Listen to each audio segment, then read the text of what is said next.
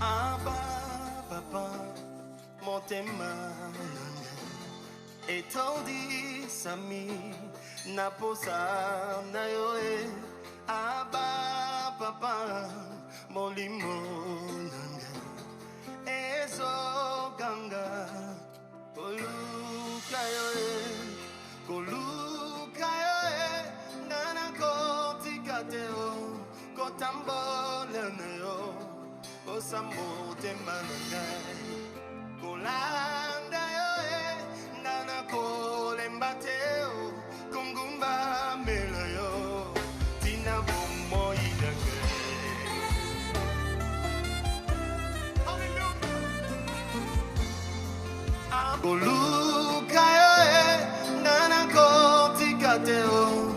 On se glorifie, même quand nous traversons des tribulations. C'est ce que le livre de Romains nous enseigne. Nous nous glorifions même dans les tribulations, sachant que la tribulation produit en nous la persévérance. L'émission Parole de vie avec le pasteur Lévi Nikwe, chaque mardi à partir de 17h10 sur DRTV International. Bien-aimés, nous voulons remercier encore le Seigneur pour cette semaine. Vous savez que la semaine passée, le mardi passé, je vous ai parlé des attitudes que nous devons avoir au moment où nous prions, telles que le Seigneur l'a dit dans sa parole. Et ces attitudes, nous le connaissons. Celui qui prie doit d'abord avoir la foi en Dieu. Et la foi, nous avons dit que c'est la confiance absolue que tu dois avoir dans le Seigneur. Deuxièmement, Dieu nous demande de croire. Quand nous prions, nous devons croire que nous l'avons reçu. C'est une attitude que nous devons avoir telle que le Seigneur a dit dans sa parole. Troisièmement, nous devons avoir un cœur qui pardonne. Celui qui n'a pas un cœur qui sait pardonner ne peut jamais faire des prières devant le Seigneur. Parce que Dieu dit, si tu pardonnes aux hommes, Dieu aussi pardonnera tes fautes. Si tu ne pardonnes pas aux hommes, il ne va jamais pardonner tes fautes. Donc, tu deviens toi-même l'obstacle de tes propres prières. Et le Seigneur nous dit encore de ne jamais avoir des problèmes avec des gens. Pour éviter d'avoir des problèmes avec des gens, nous devons être des porteurs de paix, là où nous sommes.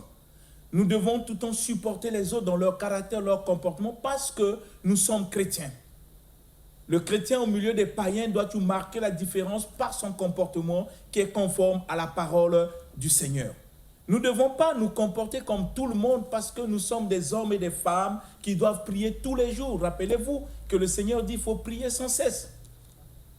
Si je suis appelé à prier, il faut que j'ai des attitudes telles que la parole m'enseigne pour que mes prières soient conformes à ce que Dieu a dit dans sa parole. Nous allons continuer dans cet élan d'attitude pour que nous comprenions que c'est quelque chose de très important dans la vie du chrétien. Ce n'est pas le fait simplement de dire des mots, Seigneur, tu es grand, tu es merveilleux, oh mon Dieu, les gens t'écoutent. Nous avons vu la semaine passée que nous ne devons pas faire des prières pour attirer l'approbation des hommes, même dans l'église. Quand on te demande de prier à l'église, élève simplement ta voix parce que tu t'adresses à Dieu et non aux hommes. Ne cherche pas à chercher des mots, des gros mots, parce que les gens aiment trop utiliser des gros mots pour épater la foule. Dieu, tu ne peux pas l'épater parce qu'il est le créateur de toutes les langues qui existent dans le monde. Donc, il faut prier d'une manière simple, sans attirer l'attention des gens, sinon on deviendra comme des hypocrites, comme nous l'avons dit le mardi passé. Donc, vous comprenez que prier n'est pas seulement le fait de dire des mots, mais il y a de l'attitude qui doit accompagner les paroles qui sortent dans notre bouche. Parce que Dieu ne voit pas l'apparence des hommes. Le Seigneur voit le fond, le cœur, les motivations qui nous poussent à prier, les motivations qui déterminent notre attitude. Dieu lit le cœur. Nous pouvons annuler nos prières à cause des motivations qui sont au fond de notre cœur, qui ne cadrent pas avec la parole du Seigneur. Le Seigneur dit, mieux vaut l'obéissance que les sacrifices. Un chrétien est toujours disposé, disponible à obéir à ce que le Seigneur dit dans sa parole. Et nous allons continuer dans ces attitudes en lisant le livre de Jacques, chapitre 1. Vous allez comprendre que pour que les prières puissent être exaucées, il y a notre attitude qui doit être en conformité avec la parole du Seigneur. Si nous n'avons pas ces attitudes, bien-aimés, nous sommes nous-mêmes, comme je l'ai dit, l'obstacle de nos prières. Dans le livre de Jacques chapitre 1, quand nous lisons le verset 5, vous allez comprendre pourquoi Dieu dit et pourquoi Dieu nous enseigne de telles choses. Parce que c'est son amour. Dieu nous montre les voies, les chemins, pour que nous puissions le rencontrer dans nos prières et qu'il puisse répondre, nous donner tout ce qu'il a acquis sur la croix pour nous. Mais si nous voulons faire des prières d'une manière charnelle, selon nous, selon nos pensées, bien-aimés, nous partons droit à l'échec. Regardez le livre de Jacques chapitre 1.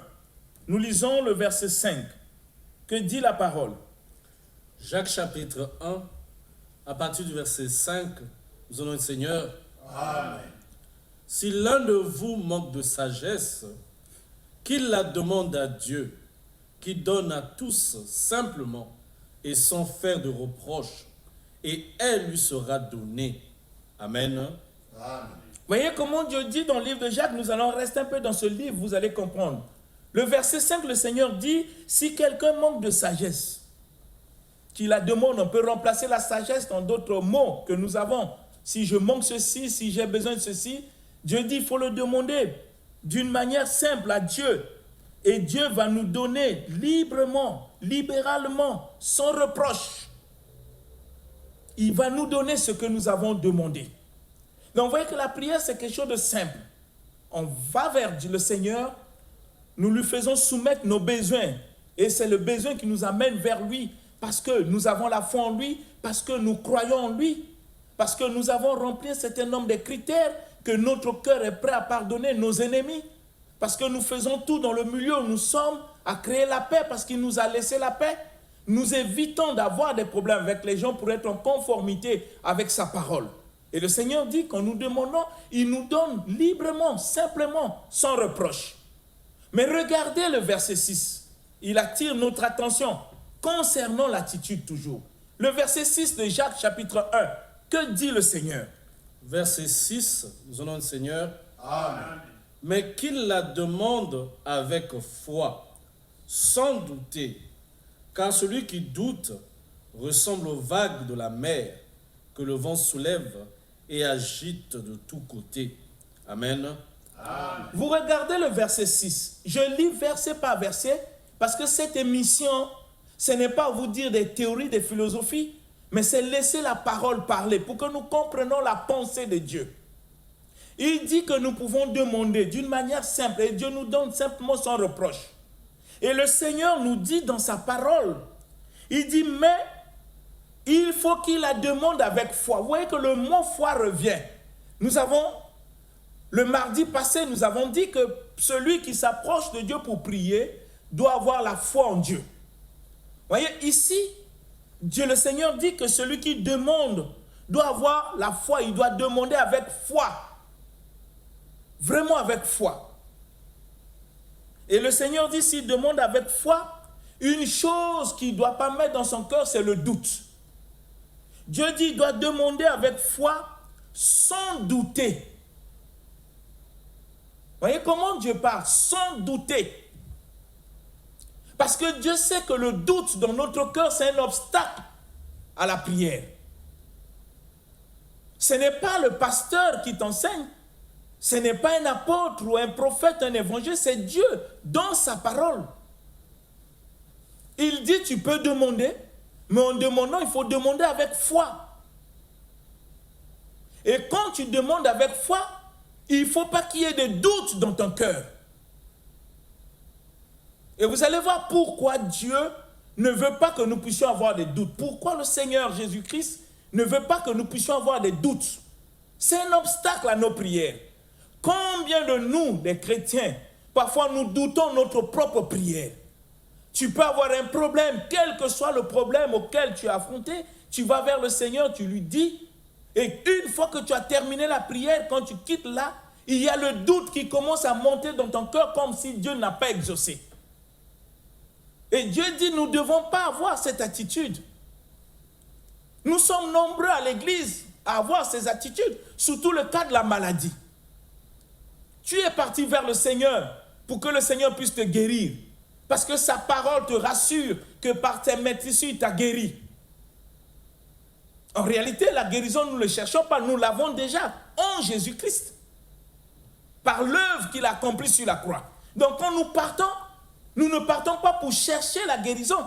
Nous partons pour manifester ce qu'il a acquis pour nous dans le domaine de la guérison. Mais quand nous arrivons devant Dieu, nous disons, Seigneur, je suis malade. Oh Dieu, guéris-moi. En réalité, ça ne devait pas être cette forme de prière.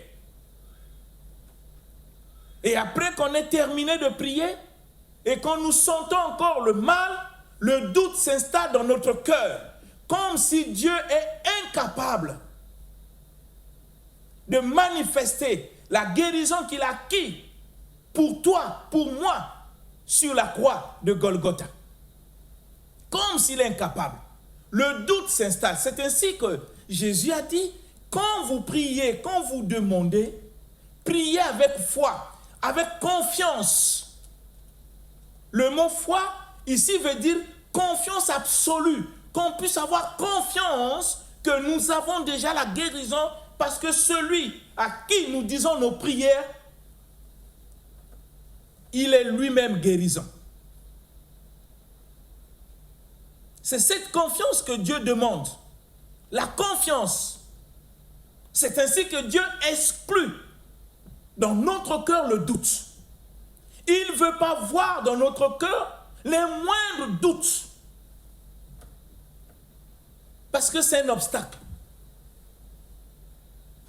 Regardez la suite. Quand on doute, qu'est-ce que Dieu dit? Il dit, celui qui doute est semblable au flot de la mer, agité par le vent, poussé ça et là. S'il y a le doute, Dieu dit que nous ressemblons au flot de la mer. À ce moment-là, on ne ressemble plus aux chrétiens, au flot de la mer. Le doute. Combien de fois tu as douté? Et tu te rends compte que celui qui bloque tes prières, ce n'est pas Satan. C'est toi-même. Parce que le doute ne se trouve pas en Satan, ça se trouve dans ton cœur.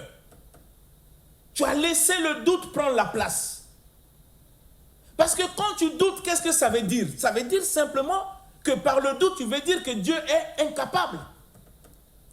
Si tu sais que Dieu est incapable, pourquoi tu viens vers lui pour dire tes prières? Pourquoi? C'est ainsi que le Seigneur dit, nous ne devons pas douter. Pourquoi? Parce que si on doute, qu'est-ce qui se passe s'il y a le doute? Nous lisons le verset 7. Jacques chapitre 1 au verset 7, nous avons un Seigneur. Amen. Qu'un tel homme ne s'imagine pas qu'il recevra quelque chose du Seigneur. Amen. Amen. Vous voyez le verset 7, qu'est-ce que le Seigneur dit? S'il y a le doute, on est comme des flots de la mer. Et le Seigneur dit, celui qui doute, qui ne s'imagine pas qu'il recevra quelque chose de la part du Seigneur. Mon frère, ma soeur, toi qui me suis, comment tu fais tes prières? Quelle est ton attitude? Quel est l'état de ton cœur? Parce que Dieu ne voit pas les mots, mais il voit ton cœur. S'il y a le doute, le Seigneur est clair, il dit, tu ne dois pas imaginer que tu vas recevoir quelque chose de la part du Seigneur. Qu'est-ce qui fait que tu ne puisses pas recevoir quelque chose de la part du Seigneur? C'est le doute. Donc nous avons intérêt, bien-aimés, à évacuer dans nos cœurs le doute quand nous approchons de Dieu. Parce que vous ne pouvez pas imaginer que j'ai un besoin. Je viens vers le Seigneur. Qu'est-ce qui me motive à venir vers le Seigneur? C'est parce que j'ai confiance en lui.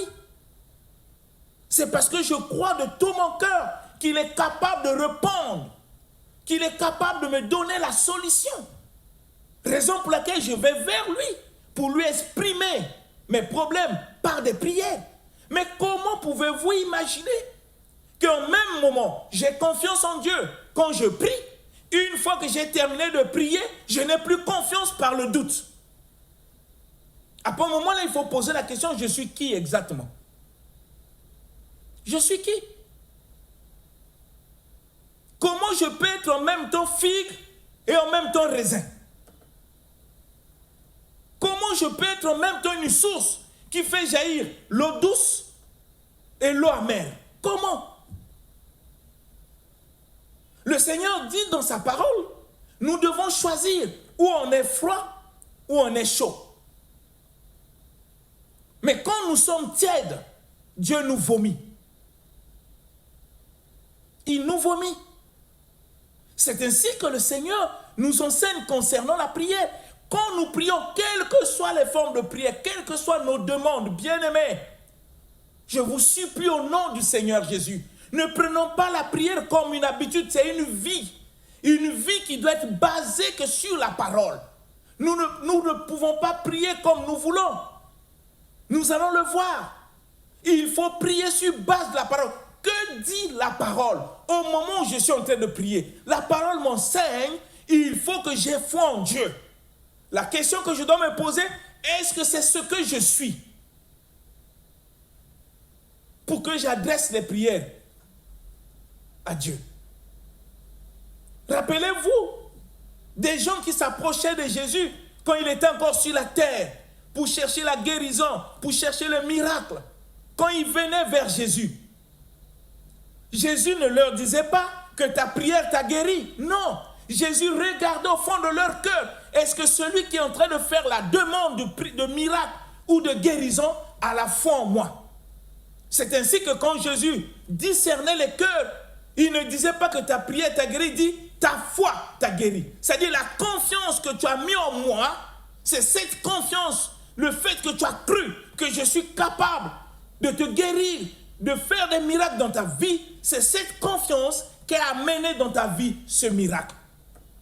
Ce n'est pas des mots. Voyez, il faut que je puisse comprendre, bien-aimé, est-ce que j'ai confiance en Dieu, moi qui prie? Est-ce que j'ai confiance en lui? Est-ce que j'ai un cœur qui pardonne? Parce que le Seigneur que je sers me demande de pardonner. Est-ce que je pardonne les gens qui m'ont fait du mal pour que je puisse me rassurer que les prières que je suis en train de faire seront exaucées? Est-ce que j'évite d'avoir des problèmes avec des gens dans le milieu où je suis? Est-ce que je suis un homme de paix, une femme de paix? Est-ce que je suis porteur de paix dans le milieu où je suis? Ou je suis quelqu'un qui crée des troubles? Une personne qui critique, qui sait que calomnier les autres. Est-ce que c'est ça la vie d'un chrétien qui prie? Il y a des choses que tu dois t'interroger pour que tu ne puisses pas prendre la vie chrétienne à la légère, bien-aimé. Pour que cette vie soit manifeste, le Seigneur Jésus-Christ a sacrifié sa vie sur la croix. Ce n'est pas de l'amusement. On ne vient pas en Dieu pour faire des aventures. On vient en Dieu avec un cœur engagé, déterminé à faire exactement ce que le Seigneur nous enseigne dans sa parole. Jésus disait, « Pourquoi m'appelez-vous Seigneur et ne faites-vous pas ce que moi je dis ?» Pourquoi? Pourquoi je dois appeler Jésus Seigneur? Dire aux gens dans le quartier, mes amis, que je suis chrétien parce que je vais à l'église, tandis que dans mon cœur, je sais que je ne suis pas prêt à faire ce que le Seigneur attend de moi. Pourquoi le dire? Pourquoi jouer à cette hypocrisie? Et pourquoi je dois avoir des doutes dans mon cœur au sujet de Jésus? Quand je demande à Dieu, quand je fais des prières, pourquoi les doutes doivent s'installer dans mon cœur comme si le Seigneur Jésus est incapable de me guérir? Pourquoi? C'est ainsi que le Seigneur a dit dans le livre de Jacques que nous venons lire, que celui qui doute ne s'imagine pas qu'il recevra quelque chose de la part du Seigneur. Ce n'est pas le diable qui empêche que tes prières puissent être exaucées. Ce n'est pas le diable qui empêche que Dieu puisse répondre à tes prières. Ce qui empêche que tes prières puissent être exaucées, ça se trouve en toi, le doute. Comment tu peux douter Jésus? Lui qui a marché sur les eaux, lui qui a mené Lazare à la vie. Lazare était mort, décomposé, il a ramené Lazare à la vie. Lui qui a vaincu la mort, ressuscité le 3e jour. Lui qui peut commander au vent, qui peut commander à la mer. Lui qui tout genou fléchit, comment je peux douter Dieu? Comment je peux le douter? Lui qui a fait marcher les paralytiques, comment je peux le douter? Si Jésus a pu faire de telles choses, mon problème devant lui, c'est quoi? Pourquoi je dois le douter? C'est l'attitude de beaucoup de nous, des chrétiens bien-aimés. J'insiste, parce que parfois nous faisons semblant. Si je ne suis pas convaincu de Jésus, si je ne crois pas en lui, c'est l'attitude de beaucoup de nous, des chrétiens bien-aimés. J'insiste, parce que parfois nous faisons semblant.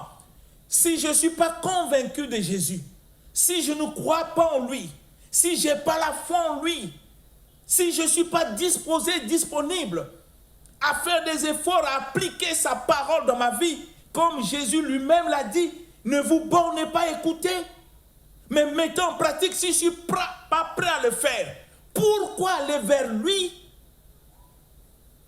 pour déposer entre ses pieds mes problèmes? Si dans mon cœur, je ne crois pas qu'il est capable de résoudre mes problèmes, pourquoi prier? Vous comprenez que, bien-aimé, pour prier, il faut qu'au fond de toi, tu sois convaincu de ce Dieu à qui tu adresses tes prières. Et ce Dieu te répond, il dit, si tu n'es pas convaincu de moi et que tu as des doutes, tout ce que tu peux dire, n'imagine pas que tu vas le recevoir. Parce que Jésus dit, quand tu pries, tu termines, il faut croire dans ton cœur que tu l'as reçu, même si tu ne le vois pas. Mais puisque la parole te le dit, Dieu n'est pas un menteur. Il faut croire dans ton cœur. Une fois que tu as cru dans ton cœur que tu l'as reçu, la parole te dit, tu le verras s'accomplir. C'est un problème d'attitude. Vous voyez pourquoi beaucoup de chrétiens sont dessus. Très dessus. Ils vont de l'église à l'église, pensant qu'en défilant l'église à l'église, ils auront des solutions. Si eux-mêmes, ils sont incapables de mettre en pratique ce que Dieu dit. Dieu ne se trouve pas dans des dénominations que nous avons. Dieu se trouve dans sa parole. Je peux changer de dénomination si la même parole est prêchée partout. Tant que je ne vais pas décider de le mettre en pratique, je serai toujours dessus. Le problème, c'est de mettre en pratique, de faire exactement ce que le Seigneur t'a dit dans sa parole. Oui, bien-aimé. Essaie un peu de penser si c'est ce que toi tu fais. Tu as fait des années dans le Seigneur, 10 ans, 5 ans, 20 ans. Ce n'est pas le nombre des années qui est important. Ce qui est important, que fais-tu de la parole de Dieu dans ta vie? Tu fais quoi avec la parole que tu écoutes? Est-ce que tu marches selon elle? Est-ce que tu l'appliques dans ta vie? Est-ce que tu vis selon cette parole pour voir Dieu se manifester dans ta vie? Nous ne devons pas avoir une vie chrétienne confessionnelle. Le Seigneur lui-même disait dans la parole, ce peuple m'honore que des lèvres, mais leur cœur est éloigné. Ce n'est pas parce que tu parles de Jésus que Jésus t'aime. Non, Jésus aime même les pécheurs. Parce que la Bible dit, il a tant aimé le monde. Il n'a pas aimé l'Église, il a aimé le monde. Jésus a aimé le monde. Mais quand nous prenons l'engagement de le suivre, à ce moment-là, nous changeons de statut, nous changeons de vie. Et notre vie doit être conforme à sa parole, parce que c'est un engagement que nous avons pris. Mais si nous n'arrivons pas à appliquer notre engagement, bien-aimé, nous pouvons pas passer 20 ans dans le Seigneur sans voir la main de Dieu ni sa puissance dans notre vie. Mais ce que nous devons faire très attention, c'est que quand le diable sait que nous sommes en train de faire des aventures dans les choses de Dieu, il peut se déguiser en ange de lumière et commencer à nous utiliser. Rappelez-vous comment le diable a utilisé des personnes qui ont pu faire des miracles, mais à la fin, Jésus leur dit, je ne vous ai jamais connus. Il faut penser à cela, bien-aimés. Le monde auquel nous sommes rentrés, c'est un monde spirituel. Et ce monde est divisé par deux camps diamétralement opposés. Il y a le camp du diable et le camp du Seigneur. Il faut te rassurer par ta manière de faire, de marcher, de vivre, que tu es dans le camp de Dieu en appliquant sa parole. Pour que tes prières puissent être exaucées. Nous prions tous les jours, mais nous prions dans quelle attitude, bien-aimés? Dans quel état de cœur? Une personne qui est habituée à critiquer les gens, à les calomnier jour après jour, partout il crée des problèmes, il a des ennemis partout, même au travail, il y a des gens qui ne veulent pas faire parler. Cet homme-là peut convaincre Dieu qu'il est chrétien? Est-ce que vous trouvez ça normal? Et tant que le Seigneur a dit, il y aura une différence entre ceux qui me servent et ceux qui ne me servent pas. Devenons des femmes et des hommes de prière, conformes à ce que la parole nous enseigne. Et vous allez aussi comprendre avec moi que quand on prie, on ne prie pas parce qu'on veut. Il faut que nous puissions prier conformément à sa volonté. Or, la volonté de Dieu nous est manifestée, nous est expliquée par la parole que nous écoutons. Parce qu'aucun homme peut imposer à Dieu sa volonté. Parce que je vous ai dit ici, au cours de ces émissions, que Dieu ne se soumet pas à la volonté de l'homme. Mais aujourd'hui, quand nous prions, c'est comme si nous voulons imposer à Dieu de faire ce que nous pensons. Voilà encore l'erreur. Il faut toujours prier conformément à la volonté de Dieu.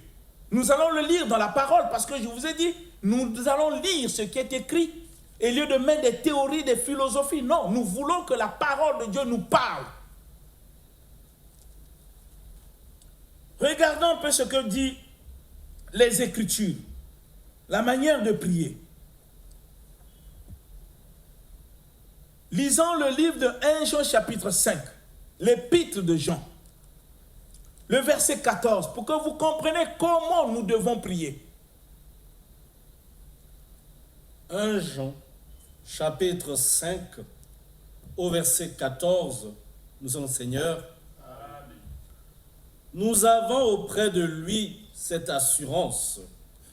Si nous demandons quelque chose conformément à sa volonté, il nous écoute. Amen. Amen. Vous avez vu comment le livre de l'épître de Jean, 1 Jean chapitre 5, 14, nous enseigne. La Bible dit, nous avons cette assurance en Dieu. Si nous demandons quelque chose selon sa volonté, nous savons qu'il nous écoute. Dans d'autres versions, on dit qu'il nous exauce. Et si nous posons la question par rapport à ce contexte, en quel moment Dieu nous écoute? C'est quand nous demandons quelque chose selon sa volonté. Cela veut dire qu'il y a des choses que nous demandons qui ne sont pas conformes à sa volonté. Pose un peu la question. Est-ce que nous demandons quelque chose selon la volonté? Les prières que tu es en train de faire tous les jours, est-ce que ces prières sont conformes à sa volonté? Est-ce que ces prières sont conformes à sa volonté, bien-aimée? Essayez un peu de penser. Est-ce que c'est conforme à sa volonté, ces prières? Parce qu'il y a des prières qui ne sont pas conformes à la volonté de Dieu. Regardez le livre de Jacques, chapitre 4, verset 3. Vous allez voir que la Bible explique tout. On n'a pas besoin des théories, des philosophies des gens. Il faut laisser la parole parler pour que l'homme puisse comprendre quelle est la volonté de Dieu. Jacques chapitre 4 au verset 3, nous allons, Seigneur. Amen. Quand vous demandez, vous ne recevez pas parce que vous demandez mal, dans le but de satisfaire vos passions. Amen. Amen. Voyez, nous venons de lire l'épître de 1 Jean chapitre 5, 14, Dieu dit, nous avons l'assurance, quand nous demandons quelque chose selon sa volonté, nous savons qu'il nous écoute. Dans d'autres versions, on dit qu'il nous exauce. Mais quand nous lisons le livre de Jacques, chapitre 4, verset 3, la Bible dit, vous demandez, vous ne recevez pas parce que vous demandez mal dans le but de satisfaire vos passions. Réfléchissez et pose la question, comment tu demandes, dans quel but? Est-ce que tu demandes selon la volonté de Dieu ou tu demandes pour satisfaire tes passions? Tes prières sont basées sur quoi? Je vais prendre un exemple d'une prière qui nous amène à satisfaire nos passions, qui sort simplement du cadre de la volonté de Dieu. La parole de Dieu nous enseigne ceci. Aimez vos ennemis. C'est dans le livre de Matthieu. Aimez vos ennemis.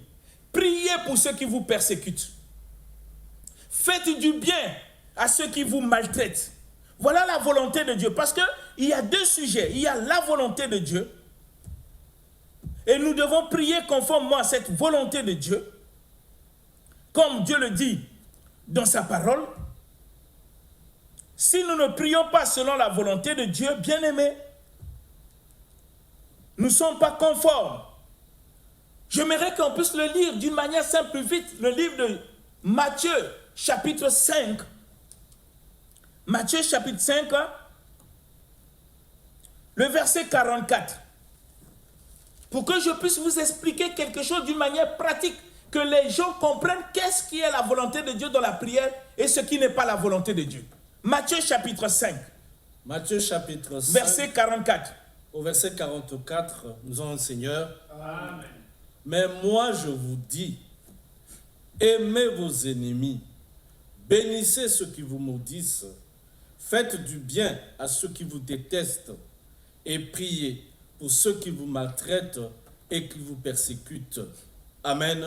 Amen. Donc vous comprenez, le Seigneur dans sa volonté m'enseigne et nous enseigne en tant que chrétiens. Il dit, 1, nous devons aimer nos ennemis. 2, nous devons bénir ceux qui nous maudissent. 3, nous devons faire du bien à ceux qui nous haïssent. Et 4, nous devons prier pour ceux qui nous maltraitent et qui nous persécutent. Voilà la volonté de Dieu. Bon, maintenant, si je veux faire des prières conformément à sa volonté, je ferai comment? Ça veut dire que je vais prier pour mes ennemis, pour que Dieu les amène à la conversion.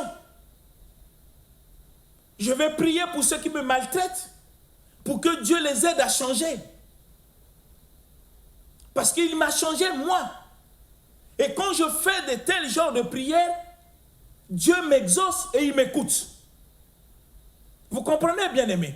Parce que je prie conformément à sa parole. Qu'est-ce que sa parole m'enseigne? C'est d'aimer mes ennemis, de prier pour ceux qui me persécutent. Non pour les tuer, non pour les faire mal, mais pour que Dieu les change comme il m'a changé. Parce qu'avant que je devienne chrétien, j'étais peut-être comme eux dans le monde. Donc si je suis devenu chrétien, ce n'est pas parce que j'ai fait des efforts, c'est la grâce du Seigneur. C'est à cause de l'œuvre que Jésus-Christ a accomplie sur la croix. Il est mort et c'est à cause de cette œuvre, il m'a fait la grâce pour que je devienne chrétien. Il est capable de le faire à mes ennemis. Il est capable de le faire à ceux qui me persécutent, à ceux qui me haïssent. Et quand je commence à prier pour ces personnes, pour que Dieu les change, avec compassion et plein d'amour, je suis en train de prier conforme à sa volonté. Et la Bible dit, si je prie conforme à la volonté, j'ai l'assurance qu'il m'écoute et qu'il m'exauce. Mais Dieu dit, vous demandez, vous ne le recevez pas parce que vous demandez mal. C'est-à-dire, maintenant quand je prends ce passage de la volonté de Dieu, je commence à prier pour mes ennemis. Et que je dis, Seigneur, regarde mes ennemis, que le feu les brûle, qu'ils fassent l'accident, qu'ils sachent que moi je suis ton enfant. Oh Dieu, que les malheurs qui m'ont envoyé, je fais retour à l'envoyeur. Ça, je ne prie pas selon la volonté de Dieu, bien-aimé. Que personne vous trompe. Dieu ne peut jamais exaucer de telles prières. Si par malheur que ces prières sont exaucées, je vous rassure devant le Seigneur, je suis son serviteur, c'est le diable qui exauce. Parce que le diable a pour mission de détruire, d'égorger, de tuer. Mais Dieu a pour mission de sauver. Je ne peux pas jeter le feu à mes ennemis. Je ne peux pas souhaiter le malheur de mes ennemis. Je ne peux pas souhaiter que mes ennemis meurent. Non, ça, ce n'est pas la volonté de Dieu, bien-aimé. C'est des enseignements qui ne sont pas conformes à la parole. Dieu ne peut jamais se contredire en me demandant d'aimer mes ennemis et en même temps me demandant de les tuer. Ce n'est pas possible. C'est là où Jacques dit, vous demandez, vous ne recevez pas parce que vous demandez mal dans le but de satisfaire vos passions. Pour que je sois satisfait, je veux voir mes ennemis mourir. Ça, c'est mes passions à moi. Mais quelles sont les passions de Dieu? Quelle est la volonté de Dieu? Mais la volonté de Dieu est que tous les hommes parviennent à la connaissance de la vérité pour être sauvés. Comment les hommes peuvent parvenir à la connaissance de la vérité si moi je les tue par le feu? Je fais le contraire de ce que Dieu demande. Voyez les erreurs que nous faisons, nous, dans nos églises. On devient des assassins spirituels, des vrais criminels. Même Jésus, les gens l'ont maltraité, l'ont persécuté, l'ont crucifié. Mais qu'est-ce que Jésus a dit sur la croix? Père, pardonne-leur. Ça, c'est la volonté de Dieu. Il n'a pas souhaité la mort de ses ennemis, de ses bourreaux. Vous allez me dire que Jésus était Dieu. Oui, mais Étienne, l'apôtre, le disciple de Jésus, Étienne, on était en train de le lapider. Il a compris l'écriture. Il a compris ce qu'est la volonté de Dieu. Étienne a dit, Père, pardonne-leur. Parce que celui qui veut prier, qui veut adresser des prières à Dieu, doit avoir dans son cœur l'esprit du pardon. Doit marcher conforme à la parole, faire exactement ce que Dieu attend de lui, ce que Dieu lui demande, pas ce que lui l'a arrêté dans son cœur. Dieu ne nous a jamais demandé cela. Rappelez-vous, il y a un passage biblique dans le livre de Luc où les disciples ont demandé à Jésus, permets-nous de jeter le feu aux Samaritains parce qu'ils nous ont empêchés d'aller à Jérusalem. Vous savez la réponse de Jésus, la Bible dit, Jésus les réprimanda et il leur dit, vous ne savez pas de quel esprit vous êtes animés. Bien-aimés, on est des chrétiens. Et un chrétien ne fait pas des choses selon sa tête. Nous devons faire les choses telles que Dieu l'a dit dans sa parole. Raison pour laquelle Jésus a enseigné à ses disciples, il dit, enseignez-leur à obéir, à appliquer tout ce que moi je vous ai prescrit. Et ce que je vous enseigne, c'est ce que le Seigneur Jésus a prescrit. Je veux que tu puisses penser pour être un homme de prière, une femme de prière conforme à la volonté du Seigneur. La semaine prochaine, nous allons continuer pour que tu puisses comprendre ce qu'est la prière selon Dieu et comment prier, dans quelle langue il faut prier. Et Dieu t'enseignera et tu seras affranchi des erreurs parce que la Bible dit, tu connaîtras la vérité et la vérité te rendra libre. Que le Dieu que je prie puisse parler au fond de ton cœur, qu'il puisse te conduire selon sa volonté pour que tu sortes des faux enseignements qui t'enferment et qui te mettent hors sa volonté. Je bénis Dieu, que sa grâce puisse être sur vous, au nom puissant de Jésus-Christ. Amen. Amen.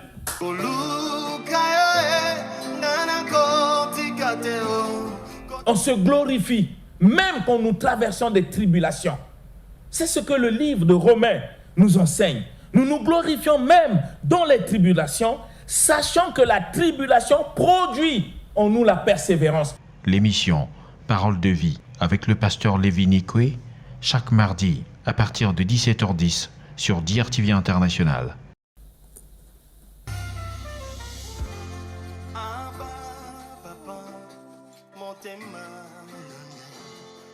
Told you ami na posa na yo e